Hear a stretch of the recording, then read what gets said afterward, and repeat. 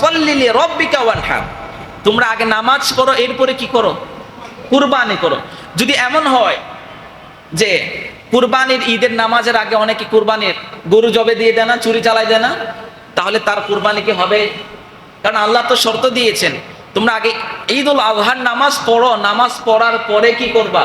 কুরবানি করবা।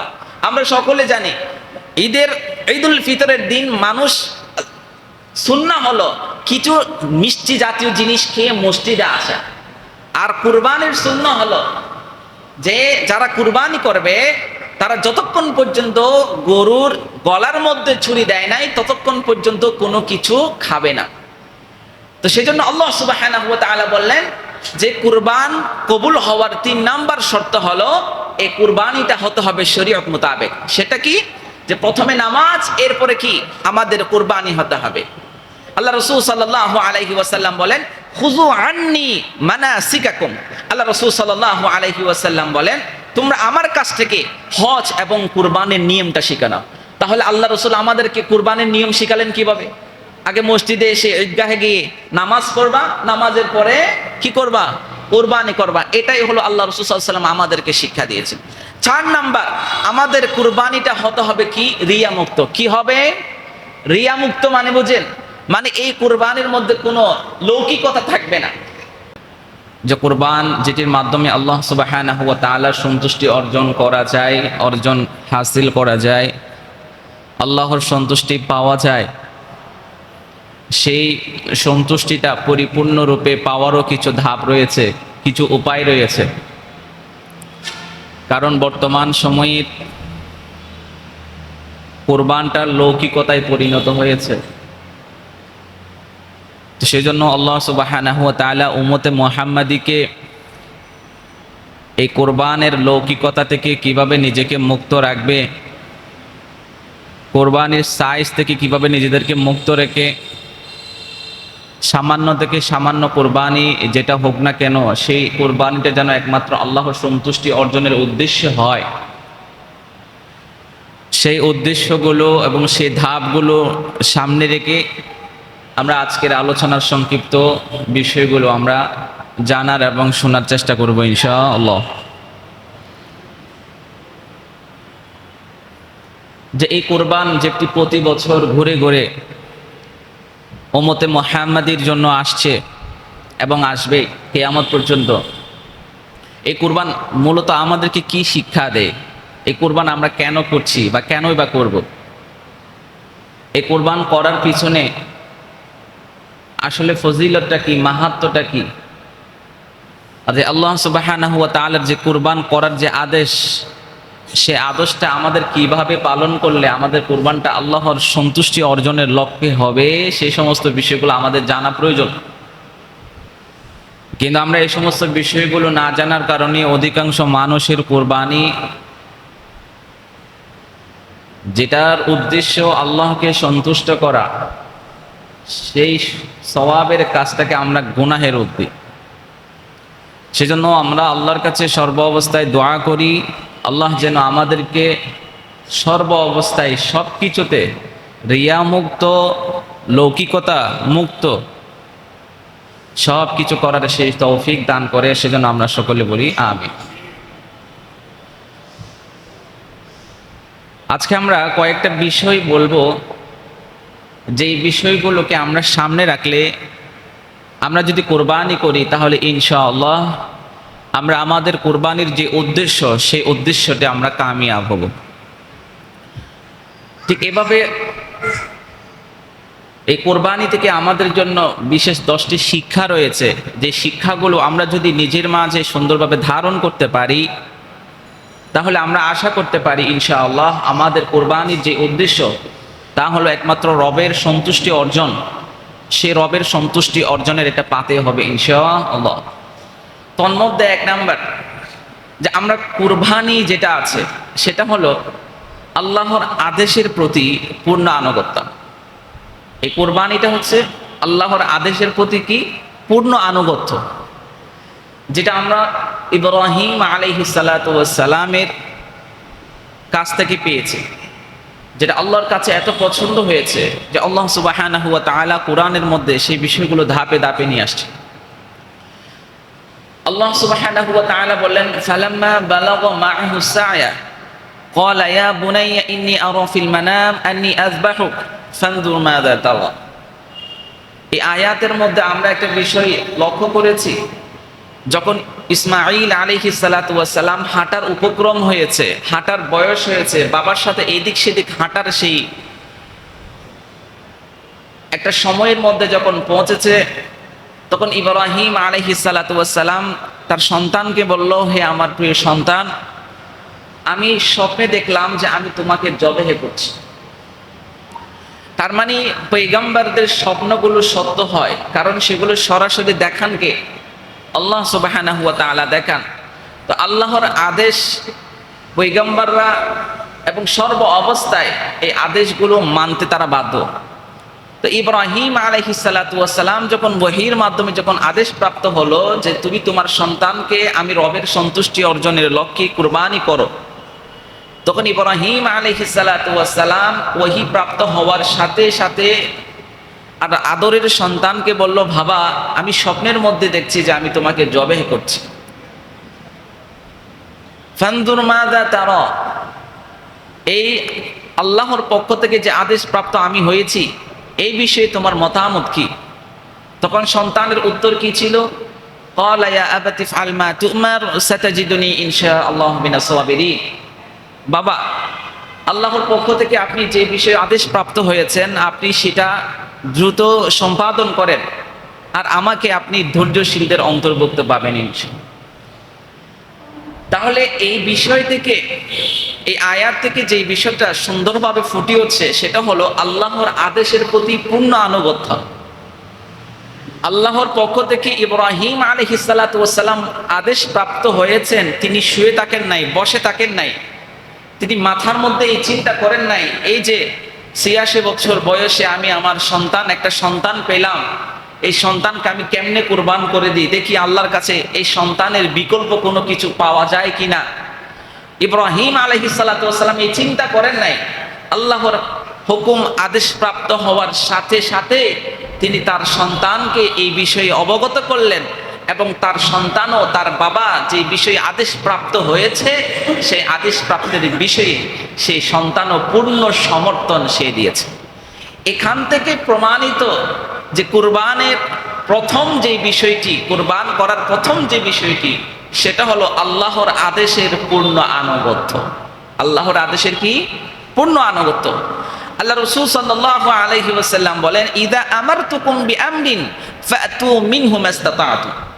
আল্লাহ রাসূল সাল্লাল্লাহু আলাইহি ওয়াসাল্লাম বলেন, আল্লাহ সুবহানাহু ওয়া তাআলা যখন আমি তোমাদের কোনো আদেশ করি, যখন তা যতটুকু সম্ভব তোমরা তা পালন করো।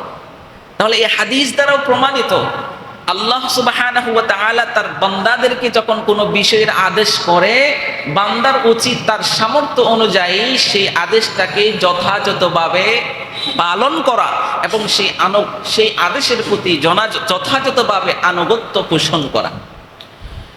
তাহলে আমরা কুরবানি থেকে প্রথম যে শিক্ষাটা আমরা পেলাম সেটা হলো আল্লাহর প্রতি পূর্ণ আনুগত্য প্রদর্শন করাই হলো কুরবানির ১ নাম্বার শর্ত। ২ নাম্বার, এই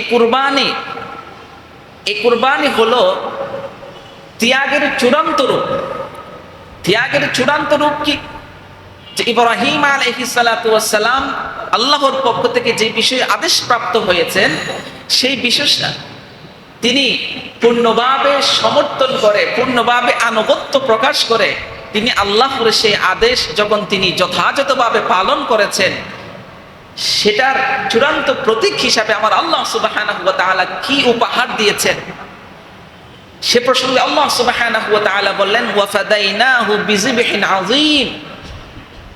যখন ইব্রাহিম আলাইহিস সালাতু ওয়াস সালাম তার সন্তান ইসমাঈল আলাইহিস সালাতু ওয়াস সালামের গলায় ছুরি ধরলেন, এমন সময় আল্লাহ সুবহানাহু ওয়া তাআলা জিবরাইল আমিনের মাধ্যমে জান্নাত থেকে এক বিশাল পশুর মধ্য দিয়ে তাকে এক মহান কুরবানির মাধ্যমে তাকে মুক্ত করলেন। তার মানে আল্লাহর উদ্দেশ্য সন্তানকে জবেহ করা না, আল্লাহর উদ্দেশ্য ছিল যে আমার খলিলুল্লাহ পূর্বে যে আমার প্রতি যে ভালোবাসা, আমার হুকুমের প্রতি যে আত্মসমর্থন, সেই বিষয়টা সন্তান পাওয়ার পরও আছে কিনা, এবং আমার এই যে আদেশ, সেই আদেশগুলো আমার খলিলুল্লাহ যথাযথভাবে পালন করছে কিনা, সেই জিনিসটা দেখাই হলো মূল উদ্দেশ্য। তো সুতরাং এখান থেকে প্রমাণিত যে আমাদের কুরবানিটা হতে হবে একমাত্র কার জন্য? আল্লাহর জন্য। যে কুরবানির চূড়ান্ত ফলাফল, চূড়ান্ত বিজয় কি? জান্নাত। কারণ যে ব্যক্তি মহান রবের সন্তুষ্টি অর্জন করতে সক্ষম হয়েছে, বিনিময়েতে কি পাবে? জান্নাত পাবে। যদি কোনো রাজপ্রাসাদের মধ্যে রাজাকে যদি কেউ খুশি করতে পারে, তার অবস্থান কোথায় হবে? রাজপ্রাসাদে হবে। কেন?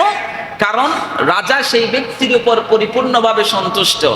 তো ঠিক তদ্রূপ যখন বান্দা আল্লাহর আদেশগুলো যথাযথভাবে আনুগত্য পোষণ করার মাধ্যমে সম্পাদন করবে, বিনিময়ে আল্লাহর সন্তুষ্টি অর্জন পাবে।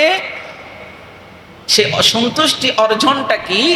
যেভাবে আল্লাহ সুবহানাহু ওয়া তাআলা ইব্রাহিম আলাইহিস সালাতু ওয়াস সালামের ছুরি থেকে ইসমাঈল আলাইহিস সালাতু ওয়াস সালামকে মুক্ত করলেন কিভাবে?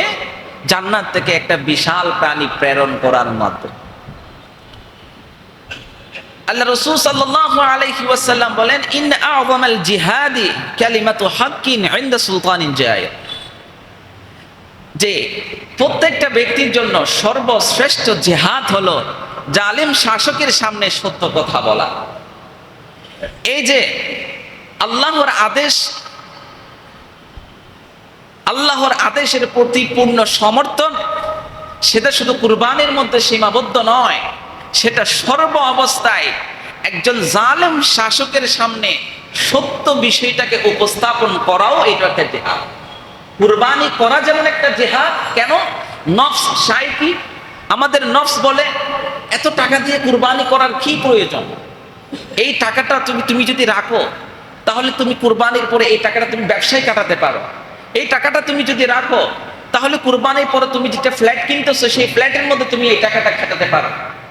এই যে নফস আমাদেরকে বিভিন্ন ধরনের শয়তানি প্ররোচনা দিচ্ছে, এই প্ররোচনা থেকে মুক্ত করার জন্য নফসের বিরুদ্ধে আমরা জিহাদ করে যে কুরবানির পশু কিনে একমাত্র রবের সন্তুষ্টি অর্জনের জন্য কুরবান করি, এইটাই হলো একটাও জিহাদ। এটাও একটা কি?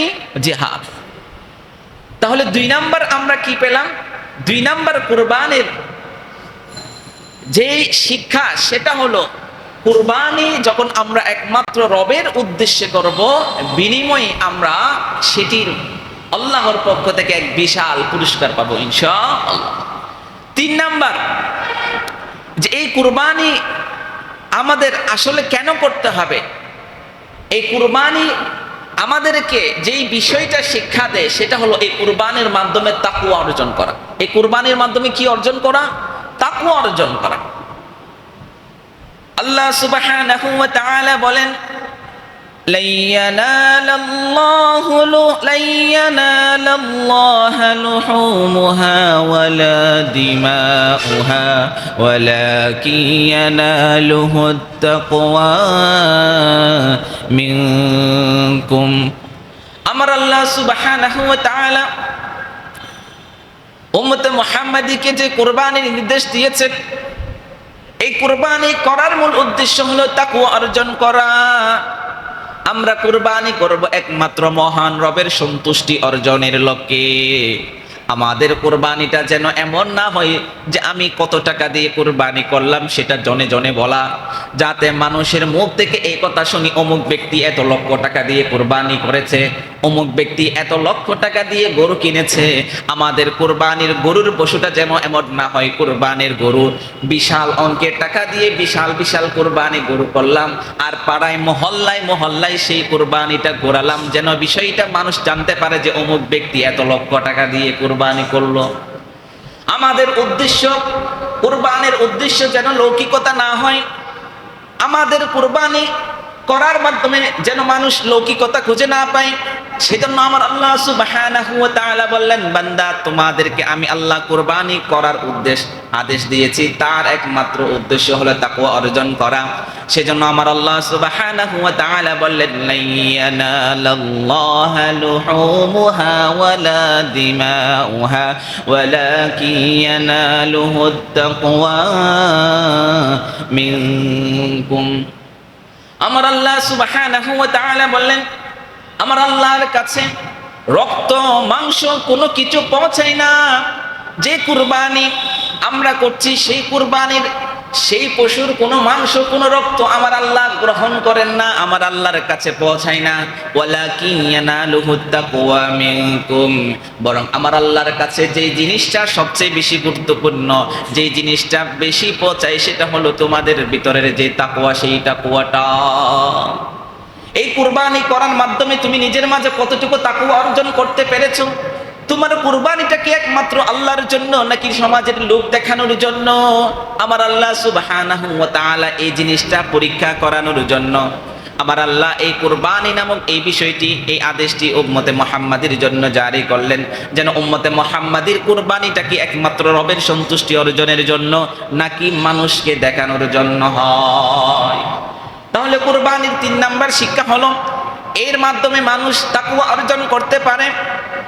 আল্লাহ রাসূল সাল্লাল্লাহু আলাইহি ওয়াসাল্লাম বলেন, ইন্নাল্লাহা লা ইয়ানজুরু ইলা সুওয়ারিকুম ওয়া আমওয়ালিকুম ওয়ালাকিন ইয়ানজুরু ইলা কুলুবিকুম ওয়া আ'মালিকুম। আল্লাহ রাসূল সাল্লাল্লাহু আলাইহি ওয়াসাল্লাম বলেন, নিশ্চয়ই আল্লাহ সুবহানাহু ওয়া তাআলা তোমাদের চেহারার সৌন্দর্য, তোমার সম্পদের দিকে তাকান না, তুমি কত সুন্দর, কত স্মার্ট, কত কোটি টাকার মালিক তুমি হয়েছো, সেটার দিকে আমার আল্লাহ তাকান না। ওয়ালাকিন ইয়ানজুরু ইলা কুলুবিকুম ওয়া আমালিকুম, বরং আমার আল্লাহ সুবহানাহু ওয়া তাআলা তোমার কলবের মধ্যে কি রয়েছে, ভালোবাসা সম্পদের জন্য বেশি রয়েছে নাকি মহান রবের জন্য রয়েছে, এবং তুমি কি পরিমাণ ভালো আমল করেছো সেটার দিকে আমার আল্লাহ তাকায়। যদি কোনো ব্যক্তির কলব যদি ঠিক থাকে, আমল যদি ঠিক থাকে, তার কবর জগৎ সহজ হয়ে যায়। কবর জগৎ যদি সহজ হয়ে যায়, ফুলসিরাত সহজ হয়ে যায়। ফুলসিরাত যদি সহজ হয়ে যায়, সে বিনা হিসাবে জান্নাত পেয়ে যায়।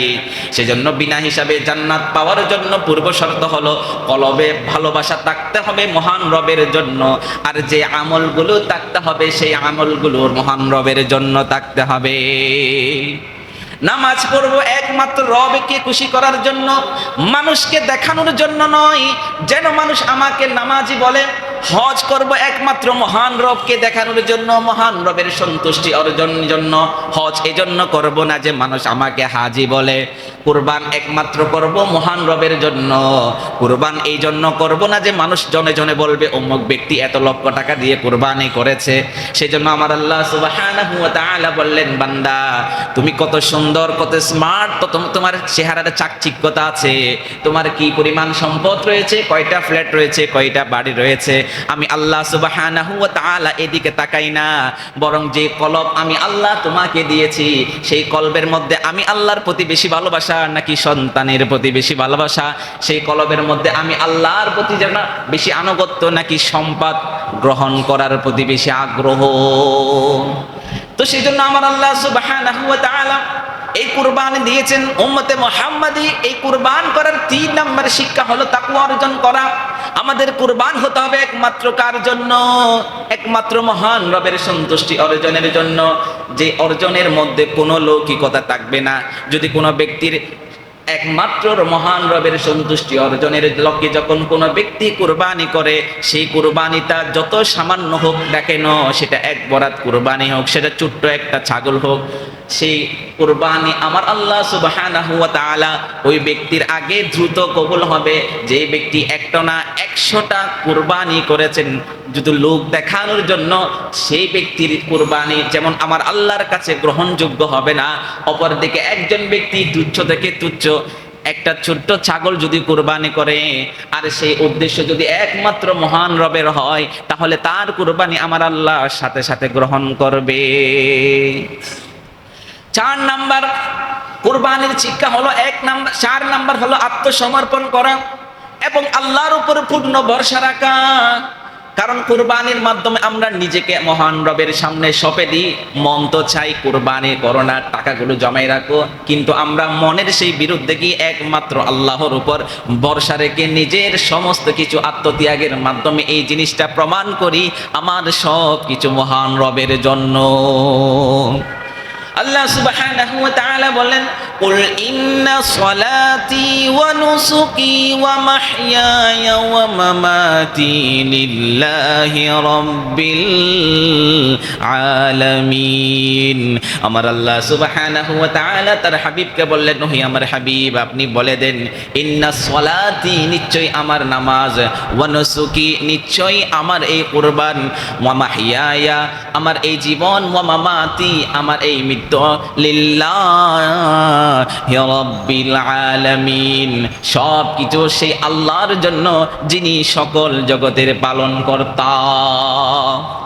আল্লাহ রাসূল সাল্লাল্লাহু আলাইহি ওয়াসাল্লাম এই বিষয়টা বলানোর মাধ্যমে উম্মতে মুহাম্মাদীকে শিক্ষা দিচ্ছেন একমাত্র আত্মত্যাগ এবং পূর্ণ ভরসা কার উপর রাখতে হবে? আল্লাহর প্রতি রাখতে হবে। আত্মত্যাগ হবে কার জন্য? আল্লাহর জন্য। ভরসাটাও রাখতে হবে কার উপর? আল্লাহর উপর।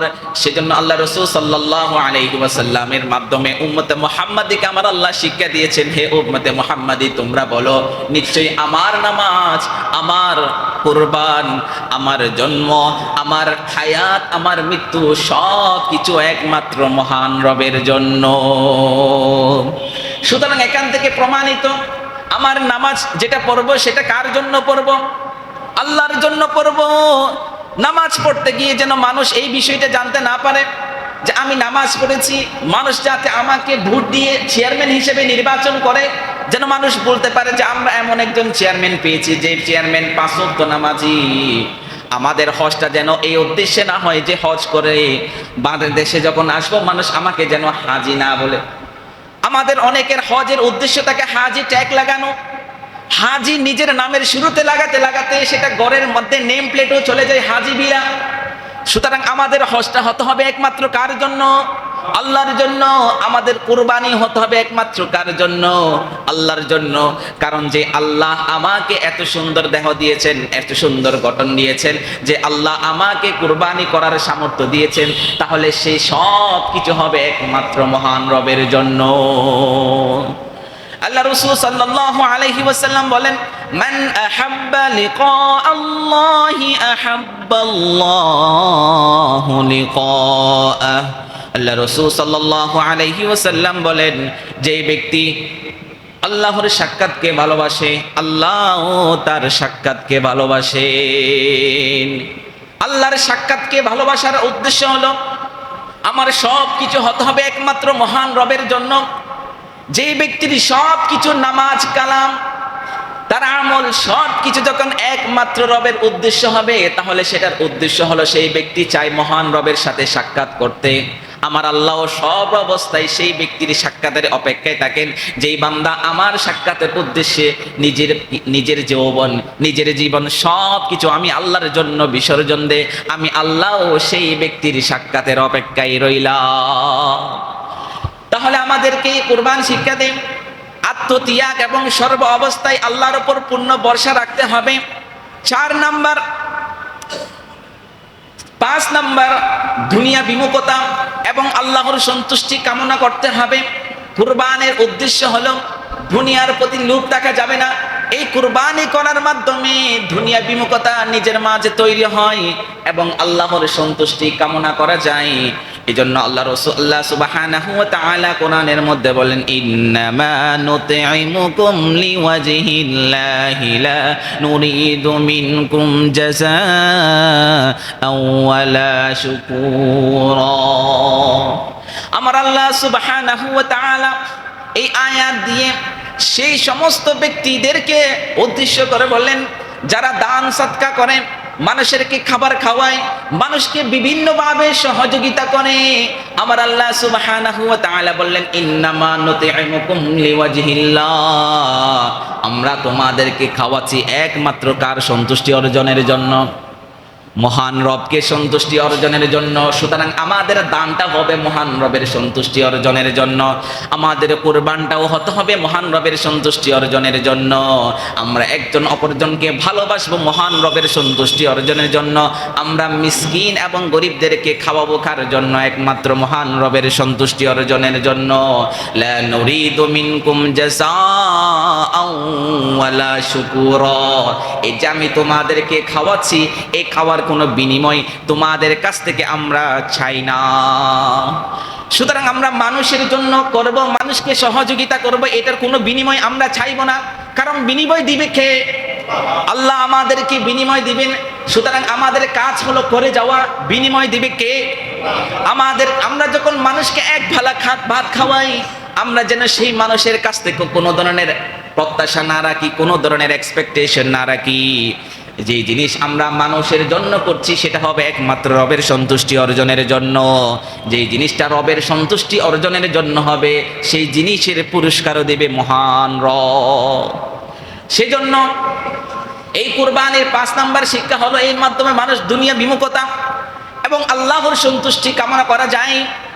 আল্লাহ রাসূল সাল্লাল্লাহু আলাইহি ওয়াসাল্লাম বলেন, মা ইনদাল্লাহি খায়রুন ওয়া আবকা। আল্লাহর কাছে যা আছে তা উত্তম এবং চিরস্থায়ী।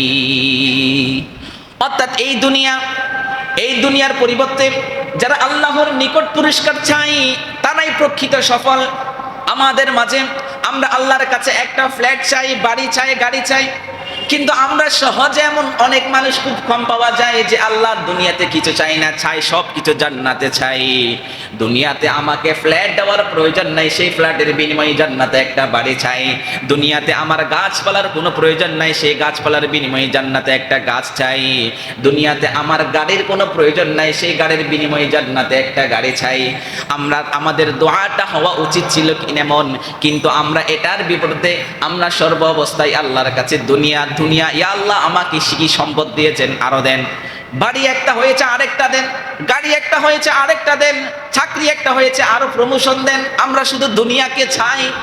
অথচ আল্লাহ রাসূল সাল্লাল্লাহু আলাইহি ওয়াসাল্লাম বলেন, তোমাদের মধ্যে প্রকৃত ব্যক্তি, প্রকৃত সফল ব্যক্তি সেই যেই দুনিয়া বিমুখতা করে একমাত্র দুনিয়ার বিনিময়ে আমার আল্লাহর কাছে সব সময় জান্নাত আশা করে।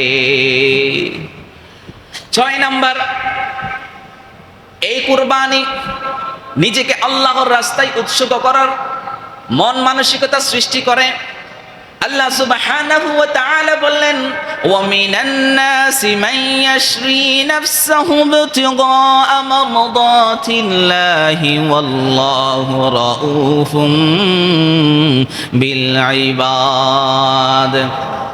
আমার আল্লাহ সুবহানাহু ওয়া তাআলা বললেন, বান্দাদের মধ্যে এমন অনেক আছে যে আল্লাহর সন্তুষ্টি অর্জনের উদ্দেশ্যে নিজের জীবন বিক্রি করে দেয়, আর আল্লাহ তার বান্দাদের প্রতি পরিপূর্ণ দয়া প্রদর্শন করে, পরিপূর্ণ দয়া দেখায়।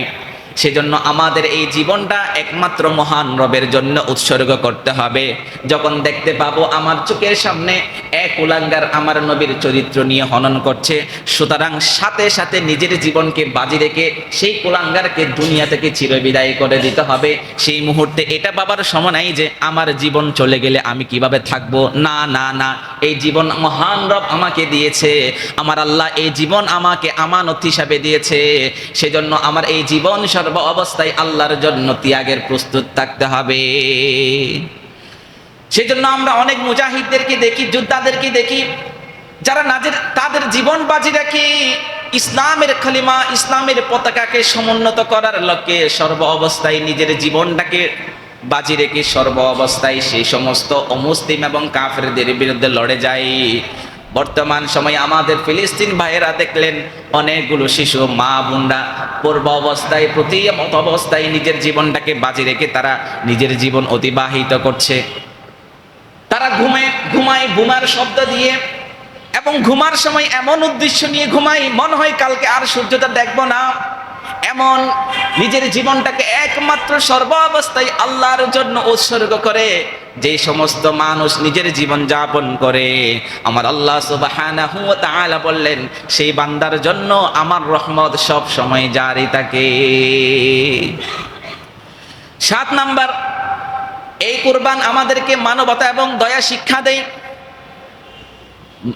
আমাদের আশপাশে এমন অনেক মানুষ থাকে যারা কুরবান করতে পারে না, কুরবান করার সামর্থ্য থাকে না, কিন্তু পাশের জন বিশাল বিশাল গরু নেই, গরু দিয়ে কুরবানি করে। এই কুরবানির গোশতগুলো সে ফ্রিজের মধ্যে রেখে দেয়। পাশের অনেক আত্মীয় স্বজন থাকে, তাদেরকে কুরবানির মাংস দেওয়ার প্রয়োজন সে মনে করে না। আমার আল্লাহ সুবহানাহু ওয়া তাআলা বললেন, আমি এমনও কুরবানি চাই না।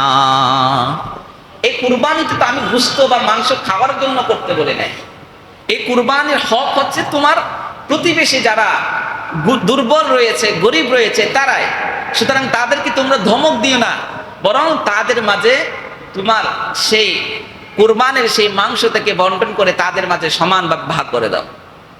এই কুরবানের মাংস কি তোমরা 3 ভাগে ভাগ করো, 1 ভাগ তোমরা নিজের মাঝে রাখো, আর 2 ভাগ মানুষের মাঝে, গরিব মিসকিনদের মাঝে তোমরা বিলীন করে দাও। কিন্তু আমাদের বর্তমান সময়ের কুরবানিটা হয়ে গেছে কি, কুরবানের আগে ফ্রিজ একটা আছে, আরেকটা ফ্রিজ নিয়ে আসবে, কারণ সব কুরবানির মাংস ফ্রিজিং করে রাখতে হবে এবং সারা বছর সেই কুরবানির মাংস ওখান থেকে খাবে। এখন আমাদের কুরবানিটা হয়ে গেছে এরকম। সেজন্য আমাদের কুরবানিটা হওয়া উচিত কেমন, এই মাংস, এই গরু আমি কিনেছি একমাত্র রবের সন্তুষ্টি অর্জনের লক্ষ্যে। আমার উদ্দেশ্য রবকে খুশি করা। তো রবকে খুশি আমি কিভাবে করতে পারবো? 1 নাম্বার, এই কুরবানি হবে একমাত্র মহান রবের জন্য। এই কুরবানির মাংস যা আছে তার 3 ভাগের 2 ভাগ আমি সমস্ত মানুষের মাঝে বন্টন করে দেব। এটাই হবে আমার একমাত্র রবের কাছ থেকে সন্তুষ্ট অর্জনের পাওয়ার, সন্তুষ্টি অর্জন পাওয়ার একমাত্র লক্ষ্য। এবার আসি, অনেকে জানতে চাই যে আমাদের কুরবানি কিভাবে কবুল হবে। বিভিন্ন আয়াত সূত্রে আমরা জানতে পারি কুরবানি কবুল হওয়ার জন্য 4টি শর্ত রয়েছে। 1 নাম্বার, নিয়ত ঠিক থাকতে হবে। আল্লাহ রাসূল সাল্লাল্লাহু আলাইহি ওয়াসাল্লাম বলেন, ইন্নামাল আ'মালু বিন্নিয়াত। প্রত্যেকটা জিনিস নিয়তের উপর নির্ভরশীল। তুমি কুরবানিটা কি উদ্দেশ্য করছো সেটা হলো দেখার বিষয়। তোমার নিয়ত যদি কুরবানির মাংস খাওয়া হয়, তাহলে সেই কুরবানি আল্লাহ গ্রহণ করবে না। তোমাদের কুরবানের নিয়ত একমাত্র এটাই হবে, আমার এই কুরবানির মূল উদ্দেশ্য একমাত্র রবকে খুশি করা। তাহলে কুরবানি কবুল হওয়ার 1 নাম্বার শর্ত কি? নিয়ত ঠিক থাকতে হবে। কি থাকতে হবে? নিয়ত ঠিক থাকতে হবে।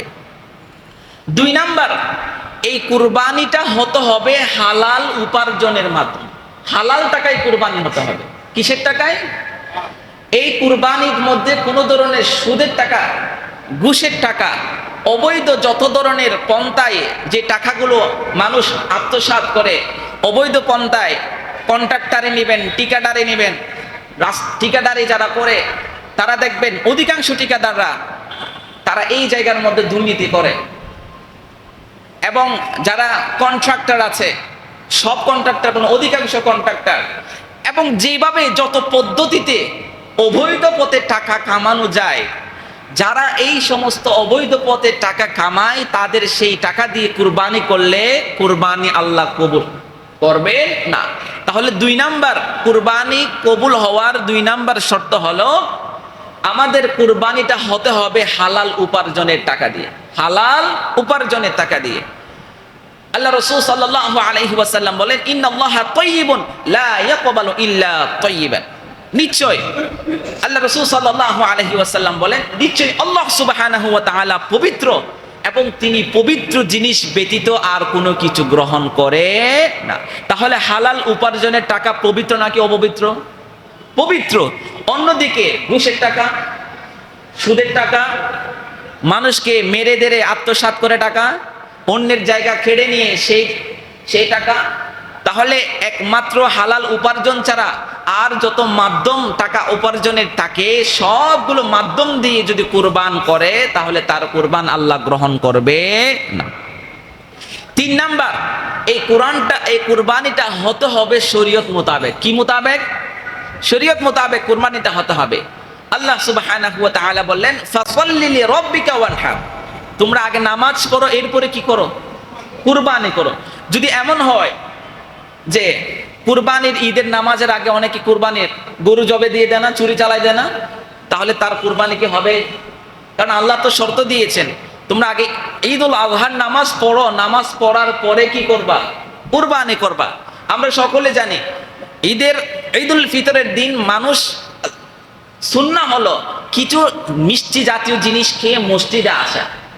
আর কুরবানির সুন্নাহ হলো যে যারা কুরবানি করবে তারা যতক্ষণ পর্যন্ত গরুর গলার মধ্যে ছুরি দেয় নাই ততক্ষণ পর্যন্ত কোনো কিছু খাবে না।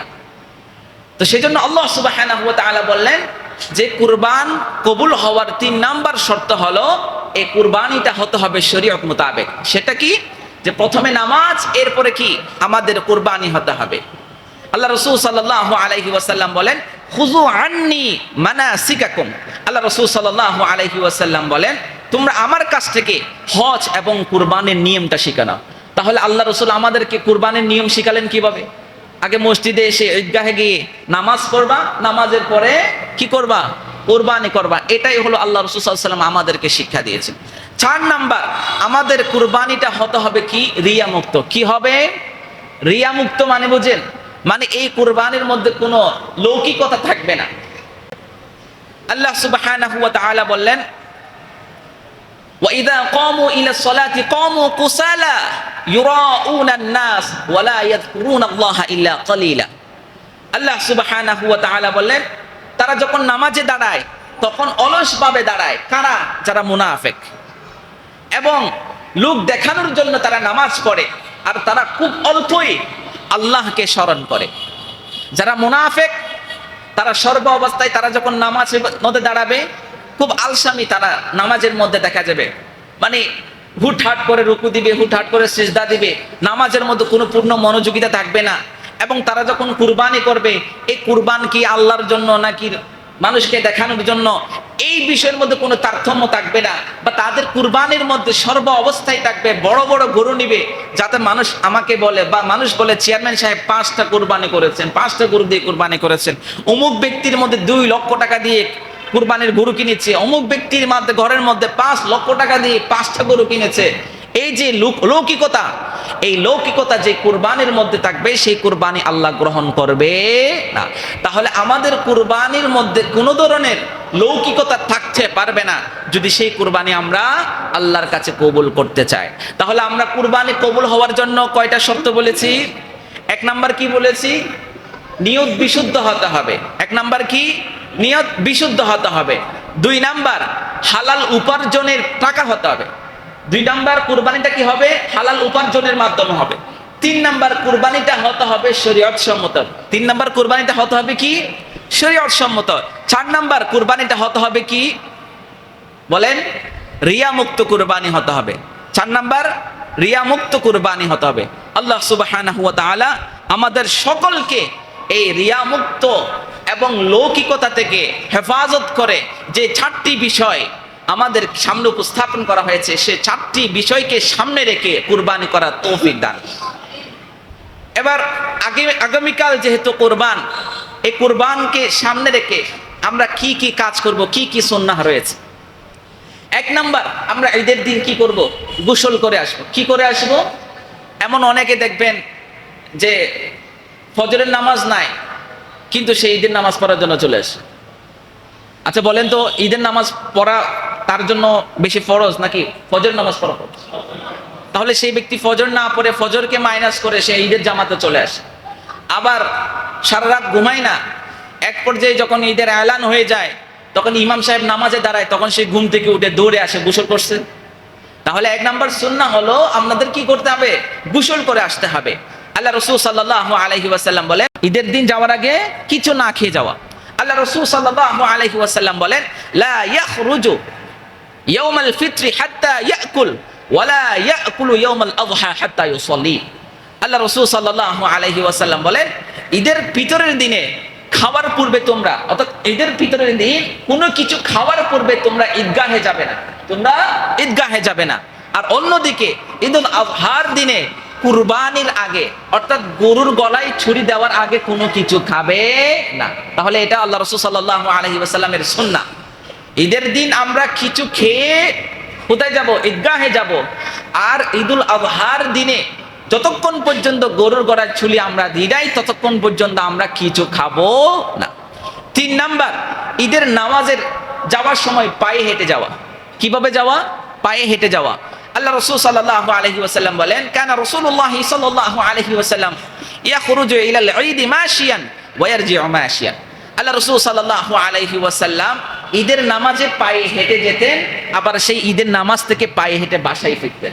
কেন? আমাদের সমাজে দেখবেন যাদের গাড়ি আছে, হ্যাঁ দূরবর্তী হলো সমস্যা নাই, কাছাকাছি এই যে 1 মিনিট 5 মিনিটের রাস্তা, না তার গাড়ি নিয়ে যেতে হবে। তো গাড়ি নিয়ে না, আপনি যখন হেঁটে হেঁটে যাবেন প্রতি কদমে কদমে সওয়াব লিখে দিবেন কে? আমি যদি গাড়ি করে যাই সেই সওয়াবকে আমি পাবো না। সেজন্য ঈদের দিনের 3 নাম্বার সুন্নাহ হলো আমরা পায়ে হেঁটে মসজিদে যাব, ঈদগাহে যাব, আবার পায়ে হেঁটে কোথায় আসবো? বাসায় আসবো। 4 নাম্বার, ঈদের নামাজ শেষে ভিন্ন রাস্তা দিয়ে ফেরা। যেই রাস্তা দিয়ে আসছি ঈদগাহে, সেই রাস্তা পরিবর্তন করে আরেকটা রাস্তা দিয়ে যাওয়া। আল্লাহ রাসূল সাল্লাল্লাহু আলাইহি ওয়াসাল্লাম বলেন, কানা নাবিয়্যু ইদা খারাজা ইলাল ঈদ খালাফা আত-তরিক। আল্লাহ রাসূল সাল্লাল্লাহু আলাইহি ওয়াসাল্লাম যখন ঈদের নামাজে যেতেন তখন এক পথে যেতেন, আরেক পথ দিয়ে তিনি ফিরে আসতেন। এক পথে যেতেন, আরেক পথে। ধরেন এখন তো আমরা চট্টগ্রামের এরকম মানে অল্টারনেটিভ কোনো গলি থাকে না, এক রাস্তা দিয়ে যদি থাকেন তাহলে সেই রাস্তা দিয়ে আসেন। যদি কোনো মহল্লায় কোনো এলাকায় যদি এমন সুযোগ থাকে যে এক রাস্তা দিয়ে মসজিদে আসা যাবে, আবার আরেক রাস্তা দিয়ে বাড়িতে ফিরে যাবে, যদি সেরকম হয় তাহলে আমরা রাস্তা পরিবর্তন করব। এটাও কি একটা ঈদের দিনের সুন্নাহ। 5 নাম্বার, ঈদের দিনে আমরা তাকবীরে তাশরিক বলতে আসবো। কি বলে আসবো? তাকবীরে তাশরিক বলতে আসবো। আল্লাহ রাসূল সাল্লাল্লাহু আলাইহি ওয়াসাল্লাম যেটা সাহাবীদের আমল, ইউকাব্বিরুন নাসু ফিল আইয়ামিল আশরি ওয়া ইউকাব্বিরুনা বা'দা আস-সালাত ওয়া কানা ইবনু উমর ইউকাব্বিরু ফি মিনা তিলকাল আইয়াম খালাফাস সালাত। মানুষ যখন জিলহজ মাস চলে আসে, জিলহজ মাস ঢোকে, তো জিলহজ এর 10 দিনে তাকবীর বলতেন এবং নামাজের পর তাকবীর বলতেন। ইবনে উমর রাদিয়াল্লাহু তাআলা আনহু মিনায় ওই সব দিনে নামাজের পর তিনি কি বলতেন? তাকবীর বলতেন। আমরা জানি যে কুরবানের দিনের মধ্যে 9 তারিখের ফজর থেকে 13 তারিখের আসর পর্যন্ত এই 5 দিন তাকবীরে তাশরিক বলা প্রত্যেকটা মুসলিম নরনারীর জন্য কি ওয়াজিব। সেজন্য আমাদের আজকে ফজর থেকে শুরু হয়ে গিয়েছে, প্রতিটি ফরজ নামাজের পর সালাম ফিরানোর পর সাথে সাথে আমরা একটা তাকবীর পড়বো। সেই তাকবীরটা কি? আল্লাহু আকবার, আল্লাহু আকবার, লা ইলাহা ইল্লাল্লাহ, আল্লাহু আকবার, আল্লাহু আকবার, ওয়ালিল্লাহিল হামদ। মনে থাকবে তো ইনশাআল্লাহ? তাহলে 9 তারিখের ফজর থেকে কয় তারিখের? 13 তারিখের আসর পর্যন্ত প্রতি ওয়াক্ত নামাজের পরে আমরা এই তাকবীরটা পড়বো ইনশাআল্লাহ। তাহলে যে 5টা সুন্নাহ বলা হয়েছে সেই 5টাকে সুন্নাহকে সামনে রেখে আমরা ইনশাআল্লাহ আগামীকাল ঈদগাহে চলে আসব। আর বাইতুল আমান এই ছোট মসজিদের কমিটিদের সর্বসম্মতিক্রমে সকলের সুবিধার্থে ঈদুল আজহার নামাজের টাইম নির্ধারণ করা হয়েছে 7টায় টাইম নির্ধারণ করা হয়েছে। আমরা 6:30টার আগেই চলে আসব, যেন অন্তত আধা ঘন্টা কুরবানির বিভিন্ন বিষয়ের মাসাইলগুলো থাকে। যারা মনে করেন যে এই মাসাইলগুলো আমাদের জানা প্রয়োজন, তাদের কাছে আমার বিনীত আহ্বান থাকবে, আপনারা সকলে ঈদের নামাজ শুরু হওয়ার আধা ঘন্টা আগেই মসজিদে চলে আসবেন। ওই আধা ঘন্টায় আমরা বিভিন্ন বিষয়ে মাসাইলগুলো আলোচনা করব এবং সেগুলো শিখব। কারণ যেহেতু কিছুক্ষণ পরে আমরা কুরবানি করব, আমাদের কুরবানিটা সহি কিভাবে হবে, কি মাসাইলগুলো আমাদের জানা প্রয়োজন, সেই সমস্ত বিষয়গুলো যেন আমরা জানতে পারি। আল্লাহ সুবহানাহু ওয়া তাআলা আমাদের সকলকে একমাত্র আল্লাহর